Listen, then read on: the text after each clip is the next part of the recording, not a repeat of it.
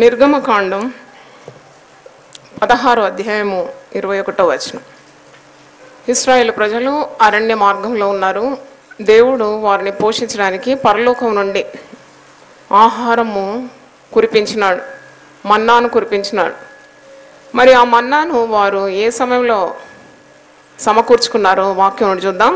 నిర్గమకాండం 16:21. వారు అనుదినము ఉదయమున ఒక్కొక్కడు తన ఇంటి వారి భోజనమునకు తగినట్టుగా కూర్చుకొనిరి. హల్లెలూయా. వారు ఉదయం లేవాలన్నమాట. ఆహారం ఆ దినమంతటి కొరకు ఆహారం సిద్ధపాటు చేసుకోవాలంటే they have to rise up very early. చాలా ఉదయం లేచి వెళ్ళి వారు మన్నాను, దేవుడు పరలోకం నుండి కురిపించే ఆ మన్నాను వారు సమకూర్చుకోవాలి. ఒకవేళ వారు ఉదయం లేవలేకుంటే ఆ దినం వారికి ఆహారము లేదు. వారు ఉదయమున ఒక్కొక్కడు తన ఇంటి వారి భోజనమునకు తగినట్టుగా కూర్చుకొనిరి. ఎండ వేడిమికి అది కరిగాను. అంటే మరి సూర్యుడు ఉదయిస్తున్న కొలది ఆ మన్న కరిగిపోయేదన్నమాట. అంటే కరగకుండా మరి ఇంటి వారి భోజనానికి ఆ దినము అంతటికి ఉన్న ఆహారము సమకూర్చుకోవాలంటే వారు ఎప్పుడు లేవాలి? ఉదయకాలమున లేచి పరలోకం నుండి దేవుడు కురిపించే మన్నాను ఒక్కొక్కరు వారి ఇంటి వారి భోజనము తగినట్టుగా సమకూర్చుకున్నారు. దేవునికి స్తోత్రం. మీరు వాక్యం నుండి చూసినప్పుడు యోహాను సువార్త 6వ అధ్యాయము 48 నుండి చూస్తున్నాను. విశ్వసించువాడే నిత్య జీవం గలవాడు, జీవాహారము నేనే. మీ పితరులు అరణ్యములో మన్నాను తినినను చనిపోయిరి, దీనిని తినువాడు చావకుండానట్లు పరలోకం నుండి దిగి వచ్చిన ఆహారము ఇదే. పరలోకం నుండి దిగి వచ్చిన జీవాహారమును నేనే. ఎవడైనను ఈ ఆహారం భుజించితే వాడెల్లప్పుడూ జీవించును. మరియు నేనిచ్చు ఆహారము లోకమునకు జీవం కొరకైన నా శరీరమే అని మీతో నిశ్చయముగా చెప్పుచున్నాను. శారీరకమైన భోజనం కొరకు ఇశ్రాయేలు ప్రజలు అరణ్య మార్గములో ఉదయకాలం దేవుడు కురిపించిన మన్నాను ఏ విధంగా పోగు చేసుకున్నారో, నూతన నిబంధనలో మనకు పరలోకం నుండి దిగి వచ్చిన జీవాహారము యేసు ప్రభువై ఉన్నాడు. ఉదయకాలం లేచి మరి యేసు ప్రభు నీకు అనుగ్రహించే మన్నాను అంటే దేవుని వాక్యాన్ని, దేవుని మాటలను నువ్వేం చేయాలి? కూర్చుకోవాలి. ఆ దినమంతటి కొరకు ధైర్యంగా, శక్తివంతంగా ఏ సవాళ్ళైనా ఎదుర్కోవడానికి కావలసిన ధైర్యము ఇవన్నీ పొందుకోవడానికి నువ్వు ఎప్పుడు లేవాలి? ఉదయంలోనే లేవాలి. లేచి దేవుడు నీతో మాట్లాడే మాటలు, ఆ జీవాహారాన్ని సమకూర్చుకోవాలని నేర్చుకుంటున్నాం. దేవుని స్తోత్రం. హల్లెలూయా. ఈరోజు ప్రార్థన కీర్తనలు 6:2 ఈరోజు ప్రార్థన. యెహోవా నేను కృషించి ఉన్నాను, నన్ను కరుణించు. యెహోవా నా ఎముకలు అదురుచున్నవి, నన్ను బాగు చేయం. కృంగిపోయిన వేళలో కీర్తనకారుడు చేసే ప్రార్థన. కృంగిన వారిని లేవనెత్తువాడు ఆయనే. హల్లెలూయా. పడిపోయిన వారిని ఉద్ధరించేవాడు దేవుడే. ఈరోజు నువ్వు కృంగిపోయినవా? సమస్యలతో కృంగిపోవచ్చు, పాపము చేసి కూడా త్రాణి లేక కృంగిపోవచ్చు, ధైర్యం లేక నిలబడడానికి శక్తి లేక ఉండవచ్చు. కృంగిన ప్రతి ఒక్కరిని దేవుడు ఏం చేస్తాడు? లేవనెత్తాడు. దావీదు భక్తుడు అంటాడు, నేను పడినను తిరిగి లేస్తాను, ఎందుకంటే యెహోవా నా చెయ్యి పట్టుకొని ఉన్నాడు. దేవునికి స్తోత్రం. కృంగిన వేళలో నువ్వు ప్రార్థన చేయాలి. ప్రభువా నాకు శక్తి లేదు ఈ సమస్యలో నిలబడడానికి. నువ్వు కృంగిన వారిని లేవనెత్తే దేవుడు. నేను కృషించి ఉన్నాను, నన్ను కరుణించుము, నీ కనికరము నాకు దయచేయి, నన్ను తిరిగి నిలవబెట్టమని ప్రార్థన. ఈ కీర్తనలో చూస్తే దావీదు మామూలుగా ప్రార్థన చేయలేదు, కన్నీళ్లతో ప్రార్థన చేసినాడు. అంటే పాపం చేసినాడు కాబట్టి శక్తిహీనుడు అయిపోయినాడు. పాపం చేసేవానికి ధైర్యం ఉండదు. పాపం చేసేవాని గుండె ఏమైపోతుంది తెలుసా? బలహీనం అయిపోతుంది. అందుకే విశ్వాసి పాపం చేయకుండా యేసు ప్రభు రక్తం కిందకి వచ్చేయాలి. ప్రభు నన్ను కడుగుమని ప్రతిదినం అడగాలి, పరిశుద్ధపరచుకోవాలి. దేవునికి స్తోత్రం. అపవాదికి మనం ఏమి ఇవ్వకూడదు? చోటు ఇవ్వకూడదు. హల్లెలూయా. మరి ఇక్కడ దావీదు పాపం చేసినాడు కాబట్టి ఏడుపు, కన్నీళ్లు, దుఃఖము, కృంగిపోవడం, కృషించిపోవడం ఇవన్నీ సంభవిస్తుంది. అయినా దావీదు చేసిన మహా జ్ఞానయుక్తమైన పని ఏంటంటే దేవుని తట్టు ఏం చేసినాడు? తిరిగినాడు. దేవునికి స్తోత్రం. దేవుని తట్టు వచ్చే వారికి తప్పకుండా దేవుని క్షమాపణ ఉంటుంది. దేవుడు పాపముల నుండి ఏం చేస్తాడు? విడిపిస్తాడు. ఆయన పాపములను పరిహరించే దేవుడు. అందుకంటే రండి మన వివాదము తీర్చుకుందాం, మీ పాపములు రక్తం వలె ఎర్రనివైనను నేను గొర్రె బొచ్చు వలె తెల్లగా చేస్తాను, కెంపు వలె ఎర్రగున్నా నేను హిమము కంటే తెల్లగా చేస్తాను. దేవుని స్తోత్రం. కనుక నీవెవరి తట్టు తిరగాలి? దేవుని తట్టు తిరగాలి. ఇక్కడ దావీదు ప్రార్థన చేస్తున్నాడు, దేవా నేను కృషించి ఉన్నాను, నేను పాపం చేసి ధైర్యహీనుడని అయిపోయినాడు. నేను మరి కృంగిపోయినాను, నన్ను కరుణించు. నా ఎముకలు ఏమవుతున్నాయట? అదురుస్తున్నాయట. వాగ్దానం ఉన్నది, నీ ఎముకలు లేత గడ్డి వలె బలియును. దేవునికి స్తోత్రం. చప్పట్లు కొట్టి దేవుని స్తుతించు. అవును, శరీరం పాడైపోతుంది, దేహం దేవుని ఆలయం. పాపం చేస్తే దేవాలయం పడిపోతుంది. కాబట్టి నువ్వు ప్రార్థన చేసి తిరిగి దేవుని శక్తి పొందుకోవాలి. నీతిమంతులు 7 మార్లు పడినా తిరిగి లేస్తాడు. హల్లెలూయా. ఒక్కసారి పడిపోయినావని అక్కడే కూర్చోకూడదు, లేవాలి నువ్వు అంతే. నేను ఎప్పుడు అంటాను, నువ్వు రోడ్డు మీద నడుస్తున్నప్పుడు పడిపోయినావు అనుకో, అక్కడే ఉంటావు పొద్దున్నుండి సాయంత్రం దాకా. ఏం చేస్తావు నువ్వు? ఎవరైనా చూసిండ్రా, ఎవరు చూడలేదు అనుకుని తొందరగా లేచి టకటక నడిచిపోతావు. అలాగే నీవు జీవితంలో కూడా పడిపోయినప్పుడు అక్కడే ఉండకూడదు, వెంటనే దులుపుకొని ఏం చేయాలి? లేవాలి. దేవుని వాక్యం చేత దులుపుకోవాలి, ప్రార్థన చేస్తా దులుపుకోవాలి, తిరిగి దేవుని మార్గంలో వచ్చేయాలి. దేవునికి స్తోత్రం. కన్నీళ్లతో ప్రార్థిస్తున్నాడు. 6వ వచనం చూడండి, 6:6 కీర్తన. నేను మూలుగుచ్చు అలసి ఉన్నాను, ప్రతి రాత్రి కన్నీరు విడిచుచు నా పరుపు తేలజేయచ్చు. పరుపు తేలాలంటే ఎంత కన్నీరు కావాలి? కొన్ని బొట్లు కన్నీరు గారిస్తేనే మనం చాలా పెద్ద కన్నీటి ప్రార్థన చేసినామని తృప్తి పడతాం. కానీ ఇక్కడ దావీదు పరుపు తేలిపోయేంత కన్నీళ్లు గారుస్తున్నాడంట. అంటే అలంకార భాష. Is weeping to such an extent. అంతగా ఏడుస్తున్నాడని అర్థం. నా కన్నీళ్ల చేత నా పడక కొట్టుకొని పోతున్నది, విచారము చేత నా కన్నులు గుంటలు పడుచున్నవి. కానీ దేవునికి మొరపెడుతున్నాడు, నన్ను కరుణించు, నేను కృషించి ఉన్నాను. ప్రార్థన ఏంటంటే, యెహోవా నేను కృషించి ఉన్నాను, నన్ను కరుణించు. హల్లెలూయా. ఈరోజు నామము 358వ నామం, ఫలము దయచేవాడు. కష్టపడే వారికి ఏం కావాలి తెలుసా? ఫలము కావాలి. పరీక్షలు రాస్తున్నారు పిల్లలు, సంవత్సరం అంతా కష్టపడతారు, కష్టపడి పరీక్షలు రాస్తే వారి ఫలం కొరకు ఎదురు చూస్తూ ఉంటారు. నువ్వేదైనా ప్రభు కొరకు పని చేసినా నువ్వు ఫలం కావాలని ఆశిస్తావు, ప్రార్థన చేసినా నీకు ఫలం కావాలని ఆశిస్తావు. ఒక చెట్టు పెట్టినా నువ్వు దేని కొరకు ఎదురు చూస్తావు తెలుసా? ఫలం కావాలి, ఫలం కావాలి. యేసు ప్రభువే అంజూరపు చెట్టు దగ్గర ఫలములు ఉన్నాయో లేవో అని వెతక వచ్చినాడంట ఆకలైనప్పుడు. అంటే కానీ ఫలము దేవుని వల్లే కలుగుతుంది, ఆయన ఫలింపజేయువాడు. అంటాడు కదా, నేను నిజమైన ద్రాక్షావళిని, మీరు నాలో నిలిచి ఉంటే తప్పకుండా బహుగా ఫలిస్తారు. హల్లెలూయా చెప్పండి ఒకసారి. బహుగా మనం ఫలించడం ద్వారా దేవుడు మహిమపరచబడుతున్నాడు. హెబ్రీయులకు రాసిన పత్రిక 11వ అధ్యాయంలో మీరు చూసినప్పుడు ఈ 11వ అధ్యాయం అంతా విశ్వాస వీరుల జాబితా, లిస్ట్ ఆఫ్ ఫెయిత్ వారియర్స్. 6వ వచనంలో విశ్వాసం లేకుండా దేవునికి ఇష్టడై ఉండుట అసాధ్యం. దేవుని యొద్దకు వచ్చేవాడు ఆయన ఉన్నాడనియు తన్ను వెతుకు వారికి ఫలము దయచేవాడని నమ్మవలెను కదా. అంటే you should have that great expectation that God will reward you కదా. ఎన్ని ప్రార్థనలు చేసినావు ఈ సంవత్సరం, పోయిన సంవత్సరం, ఇవన్నీ కూడా ఆయన సన్నిధిలో ధూపార్తిగా నిలబడుతుంది. ఆయన తప్పకుండా నీకు ఫలం అనుగ్రహిస్తాడు. కొన్ని జవాబులు చూసినప్పుడు, ఓహో పలానా సమయంలో దీని కొరకు నేను ప్రార్థించినాను కదా, ఇప్పుడు ఈ ఫలం పొందుకుంటున్నాను అంటే నువ్వు ఆయన కొరకు కనిపెట్టుకొని తప్పకుండా ఫలం పొందుకోవాలి. ఆయన ఫలం దయచేసేవాడు, ఆయన ఉన్నాడని నమ్మాలి. ఆయన ఉన్నాడని నమ్మడం మాత్రం కాదు, దయ్యములు కూడా నమ్ముతున్నాయట ఆయన ఉన్నాడని. మీరు వాక్యంలో చూడండి, యాకోబు పత్రిక 2వ అధ్యాయము 19వ వచనం, జేమ్స్ 2:19, దేవుడు ఒక్కడే అని నీవు నమ్ముచున్నావు, అలాగూ నమ్ముట మంచిదే, దయ్యములు కూడా నమ్మి వణుకుచున్నాయి. దేవుడు ఉన్నాడని నమ్మడంలో గొప్పతనం కాదు, దేవుడు ఉన్నాడని దయ్యాలు కూడా నమ్ముతున్నాయి. అవి దయ్యాలు ఉన్నాయి, దయ్యాలు దేవుడు ఉన్నాయని చెప్పి నమ్మి వణుకుతున్నాయట. అంటే నమ్మడం మాత్రం కాదు, నీవు దేవునితో సహవాసం కలిగి ఉండాలని దేవుడు ఆశిస్తున్నాడు. దేవునికి స్తోత్రం. నమ్మాలి, తప్పకుండా నీకు దేవునితో ఒక బంధం అంటూ ఉండాలి. అది ప్రార్థన ద్వారా, దేవుని వాక్యం వినటం ద్వారా, ధ్యానించడం ద్వారా దేవునితో సహవాసం. మరి ఇలాగూ పరిశుద్ధులతో కలిసి, విశ్వాసులతో కలిసి మరి దేవుని సముఖంలో సన్నిధిలో గడపడం, ఇవన్నీ దేవునికి చాలా ఇష్టమని నువ్వు గమనించాలి. ఆయన ఎవరు? ఫలము దయచేవాడు. హల్లెలూయా. కనుక ఫలము దయచేవాడు, తప్పకుండా ఫలము దయచేస్తాడు. హల్లెలూయా. కనుక నీవు ఫలము దయచేయి దేవునికి ప్రార్థన చేస్తున్నావు అనే సంగతి జ్ఞాపకం చేసుకోవాలి. ఈరోజు వాగ్దానము అపోస్తుల కార్యము 1వ అధ్యాయము 8వ వచనం, చాలా important promise for all believers. You have to claim this promise, possess this promise.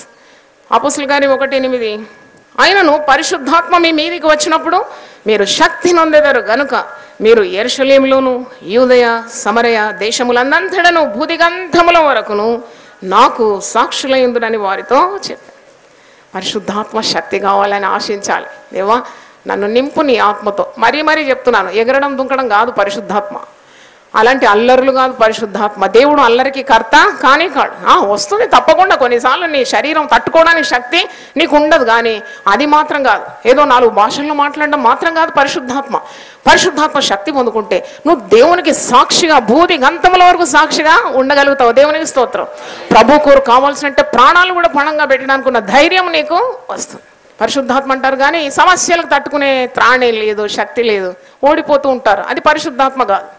పరిశుద్ధాత్మ శక్తి అంటే దేవుని కొరకు ధైర్యమైన కార్యాలు చేయడానికి, ప్రాణం లెక్క చేయకుండా ఒక హతసాక్షిగా మారిపోవడానికి కూడా నీకు శక్తి ఉందంటే, దినదినము నువ్వు ఎదుర్కొనే ప్రతి పరిస్థితిని నీవు విజయవంతంగా మరి ప్రభు వాక్యం ద్వారా, ప్రార్థన ద్వారా సాధించగలిగితే, సాతాను వాని అనుచరులను బంధించే శక్తి నీకు ఉందంటే అది తప్పకుండా పరిశుద్ధాత్మ శక్తి. అందుకే అంటున్నాడు, మీరు సేవకు వెళ్ళకముందు మీరు కనిపెట్టి ఏం పొందుకోవాలి? పరిశుద్ధాత్మ శక్తి. ఈ బాహ్యంగా నువ్వు చూపెట్టే ప్రదర్శనలు కావు పరిశుద్ధాత్మ. మరణం వరకు నమ్మకంగా ఉండడానికి, దేవుని సేవ గంభీరంగా సాధించడానికి, సాతాన్ని అణిచివేయడానికి, దేవుని కొరకు ఎన్ని శ్రమలన్నా ఎన్ని త్యాగాలన్నా భరించడానికి ఉన్న ఆత్మ శక్తి. దేవునికి స్తోత్రం. క్రీస్తు ఆత్మ నీలోకి వచ్చిందని అర్థం. దేవునికి స్తోత్రం. యోహాన్ అంటే, నేను నీళ్లలో మీకు బాప్తిసం ఇచ్చినాను, కానీ నా వెనుక వచ్చేవాడు అతని చెప్పుల వారైనను విప్పుటకు నేను యోగ్యుడను కాను. అతడు మీకు ఎలా బాప్తిసం ఇస్తాడు? అగ్నిలో బాప్తిసము ఇస్తాడు. దేవునికి స్తోత్రం. ఈరోజు ఆదేశం మార్క్ 16:15 వచనం. మరియు మీరు సర్వలోకంకు వెళ్ళి సర్వ సృష్టికి సువార్తను ప్రకటించండి. Hallelujah. It's a command, it's an ఆదేశం. ఇది ప్రతి విశ్వాసికి ఉన్న ఆదేశం. సువార్త సేవ కేవలం కాపర్లు చేయాలి, లేకుంటే దేవుడు ఏర్పరచుకున్న వారు చేయాలి, వాళ్ళు చేయాలి, మరి దాంట్లో సరి అయిందే. కానీ యేసు ప్రభు రక్తం ఇచ్చి సంపాదించుకున్న నీకు కూడా ఒక బాధ్యత అంటున్నది. నీవే విధంగా పాప క్షమాపణ పొందుకున్నావు, రక్షణ భాగ్యాన్ని పొందుకున్నావు, అలాగే ఈ రక్షణ సువార్తను, ఈ శుభవార్తను సర్వలోకానికి అందించే బాధ్యత ప్రతి ఒక్కరి మీద ఉన్నది. దేవునికి స్తోత్రం. నువ్వు వెళ్ళాలి, వెళ్ళలేకుంటే పంపించాలి, ప్రకటించే వారిని నువ్వు ప్రోత్సహించాలి.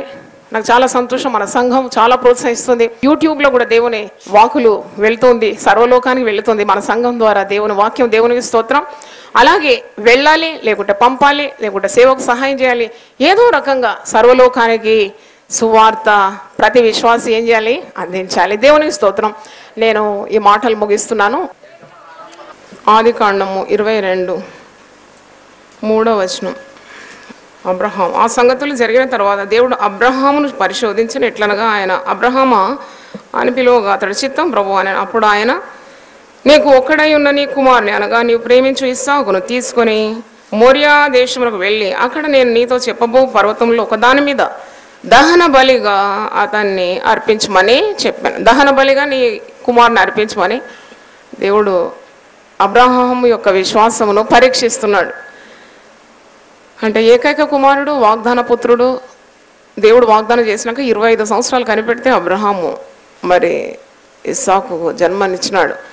ఇంత విలువైన ఈ కుమారుని బలి అర్పించమన్నప్పుడు బాధాకరంగా ఉంది.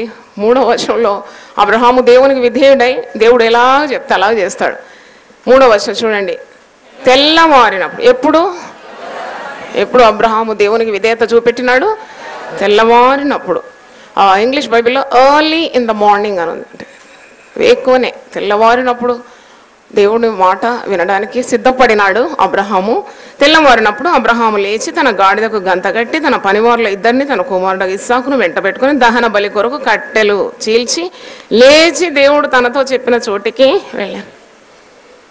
అంటే తెల్లవారినప్పుడు అబ్రహాము దేవునికి విధేయుడున్నాడు. అంటే చాలా దేవుడు చెప్పిన మాటకు విధేయత నువ్వు తొందరలో చూపెట్టాలి. ఉదయమే లేచినాడు, దేవుని మాటకు విధేయుడైనాడు. ఒకవేళ కొద్దిగా ఆలస్యం అయితే సారమ్మ కూడా లేసేదేమో, ఆమె ఎన్ని ప్రశ్నలు అడిగేదో, ఆ రోజు దేవునికి విధేయత చూపెట్టడానికి ఆమె ఎంత అడ్డుగా ఆటంకంగా నిలిచేదో. చూడండి, ఉదయం లేచినందుకు మరి దేవుని మాట వినడానికి సిద్ధపడి గాడిద గంతగట్టి మరి ఇస్సాకును వెంట పెట్టుకొని దహన బలికి వెళ్తూ ఉన్నాడు. దేవుడు చాలా అద్భుతంగా అబ్రహామును నడిపిస్తున్నాడు. బలిని కోరని దేవుడు, అంటే అబ్రహాం యొక్క కుమారుడు బలికి సిద్ధమవుతున్నాడు, కానీ అబ్రహాము దేవుని స్వరం వింటున్నాడు. అబ్రహామా అబ్రహామా అని పరలోకం నుండి మాట 11వ వచనం, యెహోవా దూత పరలోకం నుండి అబ్రహాము అబ్రహాము అని పిలిచిన, అందుకు అతడు చిత్తం ప్రభువా అనెను. అప్పుడు ఆయన, ఆ చిన్నవాని మీద చెయ్యి వేయకు, నీకు ఒక్కడై ఉన్న నీ కుమారుని నాకు వెనుక తీయలేదు గనుక నీవు దేవునికి భయపడు వాడవని ఇందువల్ల నాకు కనబడుచున్నది. మంచి సర్టిఫికేట్ పొందుకుంటున్నాడు దేవుని దగ్గర నుండి. నీకు ఒక్కడే కుమారుడు, నేను చెప్పిన మాట నువ్వు తెల్లవారినప్పుడే చక్కగా విన్నావు, నేను ఎలాగ చెప్పినానో అలాగే చేసినావు, కాబట్టి నువ్వు దేవునికి భయపడువాడని 12వ వచనం, నీకు ఒక్కడై ఉన్న నీ కుమారుని నాకు వెనుక తీయలేదు గనుక నీవు దేవునికి భయపడువాడవని ఇందువల్ల నాకు కనబడుచున్నది. అప్పుడు అబ్రహాము కనులెత్తి చూడగా పొదలో కొమ్ములు తగులుకొని ఉన్న ఒక పొట్టేలు వెనుక తట్టున కనబడాను. అబ్రహాం వెళ్ళి ఆ పొట్టేలు పట్టుకొని తన కుమారుని మారుగా పెట్టి దహన బలిగా అర్పించాను. చూడండి, ఆ రోజు ఇస్సాకుకు రక్షణ కలిగింది, మరణం తప్పింపబడింది. దేవుని విధేయుడై ఉదయమే లేచి దేవుడు చెప్పిన మాటను వినడానికి సిద్ధపడుతున్నప్పుడు దేవుడు కీడు తొలగించినాడు. అంటే ఇస్సాకు ప్రాణము రక్షింపబడ్డది. ఇస్సాకు బదులుగా పొట్టేలును దేవుడు ఏర్పాటు చేసినాడు. దాని తర్వాత గొప్ప వాగ్దానం ఉంది. చూడండి 16వ వచనం, నీవు నీకు ఒక్కడే అయ్యున్న నీ కుమారుని వెనుక తీయక ఈ కార్యం చేసినందున నేను నిన్ను ఆశీర్వదించి ఆకాశ నక్షత్రముల వలెను సముద్ర తీరమందలి ఇసుక వలెను నీ సంతానమును నిశ్చయముగా విస్తరింప చేసి. ఉదయం లేచినాడు, దేవుని మాటకు విధేయుడైనాడు, దేవుడు అన్ని చూసుకుంటాడని గొప్ప విశ్వాసం కలిగి ఉన్నాడు. తర్వాత దేవుడు అతనికి ఏర్పాటు చేసినాడు. ఇస్సాకు యొక్క ప్రాణములు మరి తప్పింపబడింది, మరణము తప్పించినాడు. దేవుడు మరి ప్రశంసిస్తున్నాడు, నీకు ఒక్కడే ఉన్న కుమారుని నీవు దేవునికి ఇవ్వడానికి వెనుక తీయలేదు కనుక నువ్వు దేవునికి భయపడవాడని దేవుడు ప్రశంసిస్తున్నాడు. అలాగే ఒక మంచి వాగ్దానం, నేను నిన్ను ఆశీర్వదిస్తాను, నిన్ను ఆకాశ నక్షత్రంలో వలె సముద్ర తీరం ఉందలి ఇసుక రేణుల వలె నేను విస్తరింపజేస్తాను. అలాగే మరి నెరవేరుతూ ఉంది, ఇంతవరకు కూడా నెరవేరుతూ ఉంది. దేవుని స్తోత్రం. అంటే ఆశీర్వాదాలు కానీ, దేవుని ప్రశంస కానీ, దేవుని మాటకు విధేయత చూపెట్టడానికి కానీ, మరి దేవుని దీవెనలు పొందుకోవడానికి కానీ ఎప్పుడు లేవాలి విశ్వాసి? అదే కాలం లేవాలి. హల్లెలూయా. తరువాత ఇప్పుడు ప్రార్థన 38వ కీర్తన 38 Psalms 22వ వచనం 38:22, రక్షణకర్తవైన నా ప్రభువా నా సహాయమునకు త్వరగా రమ్. ప్రార్థన. రక్షణ యెహోవా ఆధీనమని, దేవుడు రక్షించేవాడని. యేసు ప్రభువు ఒక పేరు ఉంది కదా, రక్షకుడని నామం. పాత నిబంధనలు చూసినప్పుడు కూడా దేవుని రక్షకునిగా సంబోధించడం మనం చూస్తున్నాము. రక్షణకర్తవైన నా ప్రభువా నా సహాయమునకు త్వరగా రమ్. చూడండి, సమస్యలు వచ్చినప్పుడే నువ్వు ప్రార్థన జీవితం పదునవుతుంది. అన్ని బాగున్నప్పుడు ప్రార్థన చేయాలనే తలంపు రాదు. ఏమని ప్రార్థన చేస్తున్నాడు కీర్తనకారుడు? రక్షణకర్తవైన నా ప్రభు, నా ప్రభు, possessive, my Lord, my Saviour, రక్షణకర్తవైన నా ప్రభు నా సహాయమునకు త్వరగా రమ్. చూడండి, సహాయానికి రావాలంటే దేవుడే దిగి రావాలి. దేవునికి స్తోత్రం. మనుషుల సహాయము వ్యర్థం, దేవుడే మనకు సహాయం చేస్తాడు. కాబట్టి నువ్వు ప్రార్థన చేయాలి. ప్రార్థన నీ ఊపిరిగా మారిపోవాలి. More prayer more power, less prayer less power, no prayer no power. కనుక ఎప్పుడు ప్రార్థన చేయాలి. దేవుడిచ్చిన ఆరోగ్యం కొరకు కూడా నువ్వు దేవుని స్తుతించాలి. చూడండి, ఇలాంటి పరిస్థితులు చూసినప్పుడే నీకు దేవుడిచ్చిన ఆరోగ్యం గురించి నీకు స్తోత్రము స్తుతి నీ నోటి నుండి బయలు వెళ్తుంది. దేవునికి స్తోత్రం. అందుకే దేవుని భయం ఉన్నప్పుడు దేవుని స్తుతి ఉంటుంది. దేవా నాకు ఆరోగ్యం ఇచ్చినావు, అవయవాలన్నీ కాపాడుతున్నావు, ఇలాగూ నేను దేవుని ఆలయంకు రావడానికి నాకు కాళ్ళు ఇచ్చినావు, దేవునికి స్తోత్రం. హల్లెలూయా. మరి అదే సమయంలో బాధలో ఉండే వారిని జ్ఞాపకం చేసుకొని వారి కొరకు ఏం చేయాలి? ప్రార్థన చేయాలి. లిస్ట్ రాసుకోవాలి. ఎప్పుడైనా నీకు ఎవరైనా సిస్టర్ మా కొరకు ప్రార్థన చేయండి, బ్రదర్ మా కొరకు ప్రార్థన చేయనప్పుడు ఉట్టిగానే ఇలా తల ఊపేసి గంగెద్దులాగా ఊపేసి సరే ప్రార్థన చేస్తామని చెప్పి ప్రార్థన చేయకుంటే తప్పు. తప్పకుండా నువ్వేం చేయాలంటే నీ బుక్లో వాళ్ళ పేర్లు రాసుకోవాలి, లేకుంటే మనసులో జ్ఞాపకం చేసుకోవాలి. నీ కొరకు ప్రార్థన చేసినప్పుడు తప్పకుండా ఇతరుల కొరకు ఏం చేయాలి? ప్రార్థన చేయాలి, జ్ఞాపకం చేసుకోవాలి. వారి బాధ నీ బాధగా ఎంచాలి, లేకుంటే దేవుని ప్రేమ ఎక్కడ ఉంది? కాబట్టి తప్పకుండా ప్రార్థించాలి. ఈ ప్రార్థనలో రక్షణకర్తమైన నా దేవా నా ప్రభువా నా సహాయమునకు త్వరగా రామ్. హల్లెలూయా. మరి ఈరోజు నామము ఆదికాండము 16:13లో మాట ఉంది. నామంలో 9వ నామం చూచుచున్న దేవుడు. అది చూచుచున్న దేవుడు నీవే తన పేరు తనతో మాటలాడిన యెహోవాకు పెట్టిన ఏలేగా నన్ను చూసిన వాని నేను ఇక్కడ చూస్తాను కదా అని అనుకుని హాగరు పెడుతుంది ఈ పేరు. హాగరు మరి సారా చేత తరుమబడినప్పుడు ఆమె బాధలో దేవునికి మొరపెడుతూ దేవుడు ఆమె బాధను చూస్తున్నాడని ఆమె దేవునికి ఈ పేరు పెడుతుంది, చూచుచున్న దేవుడు చూచే దేవుడని. ఆ జ్ఞానం మనకు ఉండాలి. అంటే కొన్నిసార్లు మమ్మల్ని ఎవరు చూడడం లేదని అంటారు, ఏ బంధువులు మా దగ్గర రావడం లేదంటారు, మా పరిస్థితులు ఎవరు సంఘ కాపరి కూడా పట్టించుకోవడం లేదంటారు, నా భర్త నన్ను చూడడం లేదంటారు. కానీ అవన్నీ కొందరు వృద్ధాప్యంలో ఉండేవారు మా పిల్లలు మమ్మల్ని చూడడం లేదంటారు. కానీ అవన్నీ మానుకోవాలి. ఎవరు చూడాలి నిన్ను? ఆయన పేరేంటి? చూచుచున్న దేవుడు. నీ ప్రయాసం చూస్తాడు, నీ కన్నీళ్లు చూస్తాడు, నీ బాధ చూస్తాడు, నీ రోగం చూస్తాడు, నీ భయం చూస్తాడు, నువ్వు పాపం చేస్తుంటే కూడా చూస్తాడు, అన్ని అవిధేయత చూస్తున్నాడు, నీ నమ్మకత్వాన్ని చూస్తున్నాడు, నీ విశ్వాసాన్ని చూస్తున్నాడు, అన్ని చూస్తాడు. మీకు ఒక్క మాట జ్ఞాపకం చేస్తాను. లూకాసు వార్త 22లో, లూకాసు వార్త 22:61 3 సార్లు పేతురు బొంకుతున్నాడు నేను ప్రభువుని ఎరగనని. అప్పుడు ప్రభు ఏం చేస్తున్నాడు చూడండి, 61 అప్పుడు ప్రభు తిరిగి పేతురు వైపు చూచాను. కన్నులకు ఎంత శక్తి యేసు ప్రభు కన్నులకు. ఒక్కసారి అంటే 3 సార్లు ప్రభువును ఎరగనని పేతురు 3.5 సంవత్సరాలు పేతురు ప్రభుతో నడిచి మరి చిన్నది అంటుంది, నువ్వు ఆయనతో కూడా నిన్ను చూసినామంటే నాకు తెలియదు, నేను ఎరుగను అని కోడి కూయక మునుపు ముమ్మారు బొంకుతున్నాడు. ప్రభు ఒక్కసారి తిరిగి ఎవరిని చూస్తున్నాడు? పేతురును చూస్తున్నాడు. అప్పుడు ప్రభు తిరిగి పేతురు వైపు చూచాను కనుక పేతురు, నేడు కోడి కూయక మునుపు నీవు ముమ్మారు నన్ను ఎరగనందు అని ప్రభు తనతో చెప్పిన మాట జ్ఞాపకము చేసుకొని వెలుపలికి పోయి సంతాపపడి ఏడ్చా. హల్లెలూయా. అంటే అంత శక్తి అనమాట. ఒక్కసారి ఇలాగ చూసినాడు, అదే మరి తప్పంతా అర్థమైపోయింది. దేవుడు యేసు ప్రభు చెప్పిన మాట పశ్చాత్తాపం వచ్చేసింది, కన్నీళ్ళు వచ్చేసినాయి, సంతాపపడి ఏడుస్తున్నాడు. అంటే ఆయన చూపులో అంత శక్తి. అగ్ని జ్వాలల వంటి నేత్రములు కలవాడు. చేతులు ఎత్తి దేవుని స్తుతిద్దాం. హల్లెలూయా. ఆయన చూచుచున్న దేవుడు. చేతులు ఎత్తి 3 సార్లు స్తోత్రం పలుకుదాం. స్తోత్రం స్తోత్రం స్తోత్రం. వాగ్దానము 871 వాగ్దానం 871 146 కీర్తన 9 తండ్రి లేని వారిని విధవరాండ్రను ఆదరించు వాడు. 146:9 కీర్తనలో 146 9 వాగ్దానం తండ్రి లేని వారిని విధవరాండ్రను ఆదరించు వాడు. ఈరోజు ఇక్కడ తండ్రి లేక బాధపడే ఉన్నారు, బాధపడేవారు ఉన్నారు. కొందరు స్త్రీలు ఉన్నారు భర్తలే కూడా బాధపడుతున్నారు. నాకు కొందరు సహోదరులు తెలుసు, 5 పిల్లలు ఉన్నారు, వాళ్ళ పెళ్ళిళ్ళు ఎలాగో, వాళ్ళ ఉద్యోగాలు ఎలాగో, వారొక్కరే సంపాదిస్తున్నారు.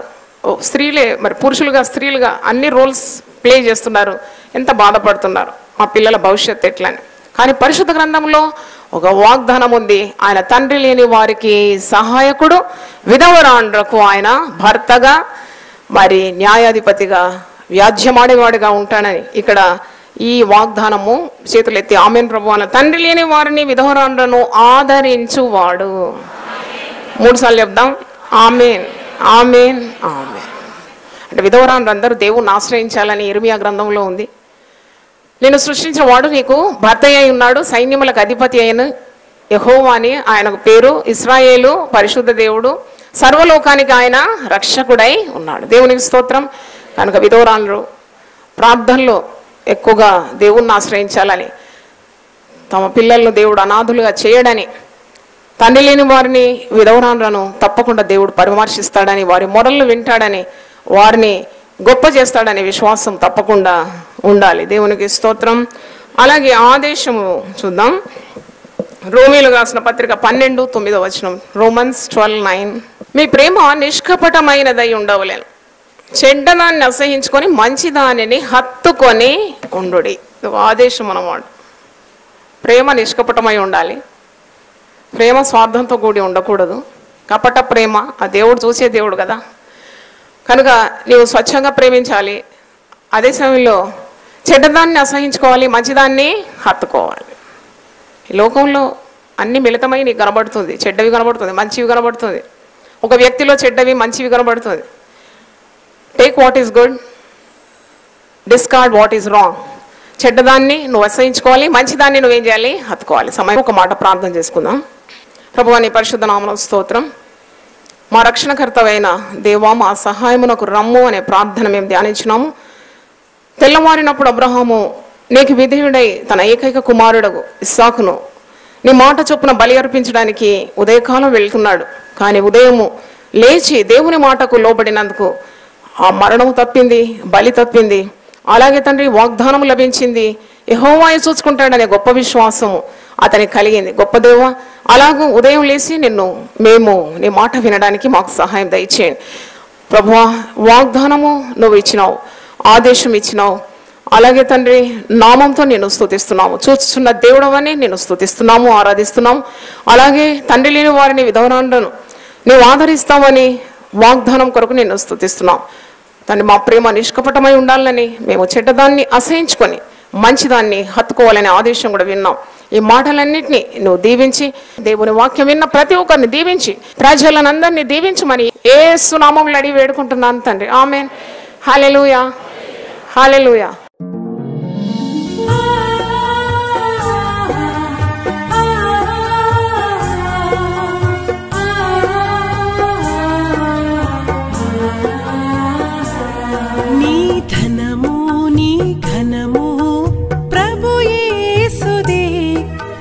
దశమా భాగమునీయ వెనుదీతువా.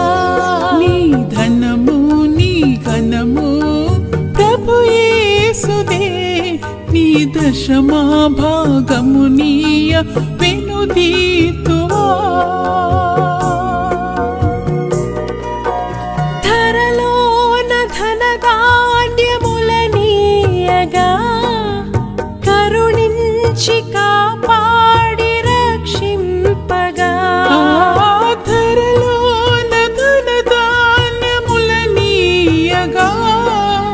కరుణించి కాపాడి రక్షింపగా.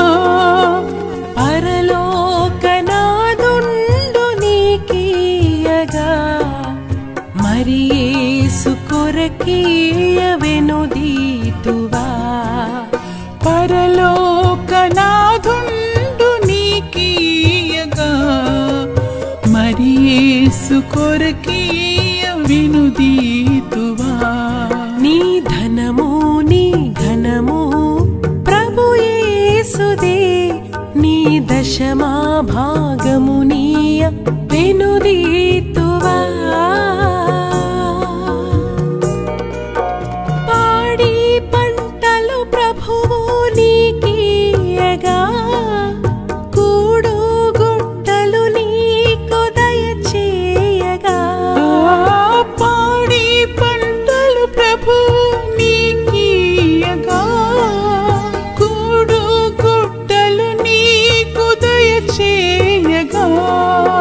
వీడంగ ప్రభు యేసు నామంబును గడువేల ప్రభుకీయను క్రైస్తవ.